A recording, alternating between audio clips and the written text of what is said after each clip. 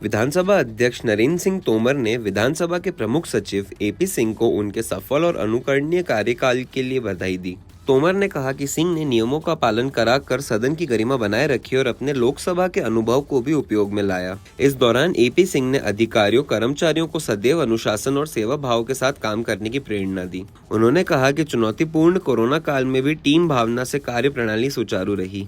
सिंह ने अनावश्यक वल्लभ भवन के चक्कर लगाने से बचने की सलाह दी है। देखिए, ये मेरा सौभाग्य है कि मुझे भारत की जो संसद है उसमें भी काम करने का अवसर मिला और फिर हमारे राज्य की जो विधानसभा है उसमें भी कार्य करने का अवसर मिला।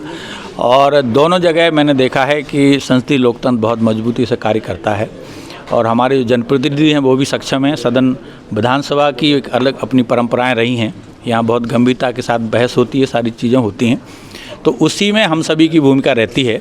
और मैं चूँकि 93 में मैंने विधानसभा यहाँ ज्वाइन की थी, तब से मैंने विभिन्न भूमिकाओं में यहाँ प्रयास किया कि जो भी मेरा योगदान हो सकता है उसमें किया जाए। और जब कोरोना काल विशेष तौर से आया तो उसमें बड़ी चुनौतीपूर्ण स्थिति थी, विषम परिस्थितियाँ थीं। ये निर्भर था कि संवैधानिक दायित्व कैसे पूरे हों, क्योंकि 2 सत्रों के बीच में 6 माह का से अधिक का संविधान के अनुसार अंतर नहीं हो सकता। लेकिन सदन में चूँकि उचित दूरी के साथ व्यवस्था करनी थी या तो कहीं और बैठाना था, तो हमने उसके लिए व्यवस्था की, स्क्रीन लगा करके। तो वो एक बड़ा चुनौतीपूर्ण दायित्व हमने पूरा किया। फिर चाहे सत्ता परिवर्तन की स्थिति बनी हो, उस समय भी बड़ा संतुलन के साथ आपको देखना पड़ता है, क्योंकि जो सत्ता में हैं वो सत्ता से बाहर जाने की स्थिति में नहीं रहते और जो बाहर हैं वो जल्दी चाहते हैं कि वहाँ हमारा आना हो। तो उसके लिए मुझे याद आ रहा है कि माननीय जो हमारे स्वर्गीय राज्यपाल थे लालजी टंडन जी, वो उनके साथ मेरी प्रायः शाम की चाय होती थी और हम लोग बड़ा डिस्कस करते थे कि इस परिस्थिति में क्या हो, क्योंकि राजभवन पर भी दबाव था और मेरे ऊपर भी दबाव था। लेकिन हमने मिल करके उसको संतुलन के साथ सारी परिस्थितियों को, जो भी वैधानिक स्थिति थी संविधान के हिसाब से, नियम प्रक्रिया के हिसाब से सदन में विश्वास मत रख करके वो हमने सारा पूरा किया। इसी तरह से पहली चुनौती तो हमें अध्यक्ष के निर्वाचन के समय आई, क्योंकि हमारे यहाँ की परंपरा थी 50 साल से कि विधानसभा में निर्वाचन नहीं होता था, सर्वसम्मति से अध्यक्ष चुने जाते थे। लेकिन पहली बार 15वीं विधानसभा में ये स्थिति बनी थी कि सहमति नहीं बन पाई और फिर हमें अध्यक्ष का निर्वाचन करना पड़ा। तो उसमें भी हमने प्रक्रिया विकसित की और उसको हमने पूरी नियम प्रक्रिया से ही पालन किया। हालांकि केंद्र तक उसके संबंध में जानकारी मांगी, सभी ने फिर उसको सराहा कि बिल्कुल सही प्रक्रिया का आपने पालन किया। तो इस तरह की स्थितियाँ आती रहती हैं, लेकिन आप अपनी मेहनत से, अपनी योग्यता से और नियम प्रक्रियाओं का पालन करते हैं तो उसमें सभी पक्ष फिर उसको स्वीकार करते हैं और वही हुआ।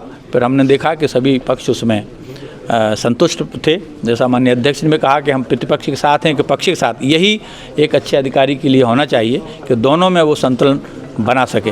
तो मैंने ये प्रयास किया कि विधानसभा की गरिमा को बनाए रखा जाए, अपने पद की गरिमा को बनाए रखा जाए और जो मुझे दायित्व मिले हैं उसका मैं अपने पूरे समर्पण के साथ पूरा कर सकूँ।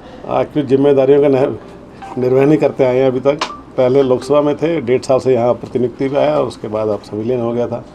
तो आज से प्रभार मिल जाएगा इसमें प्रमुख सचिव के पद का, क्योंकि संसदीय प्रणालियों का एक्सपीरियंस रहा है। दिल्ली में भी लोकसभा में इतने साल सर्विस की है, तो उस तरह की अपेक्षा अध्यक्ष जी भी, इसीलिए यहाँ पे डेपुटेशन जब आया था अध्यक्ष जी के उसमें सानिध्य में, तो यही था कि जो जिस तरह हमारी संसदीय प्रक्रिया हम दिल्ली में लोकसभा में इम्प्लीमेंट कर रहे हैं, तो लगभग हमारे नियम तो लगभग सेम ही है यहाँ पर भी।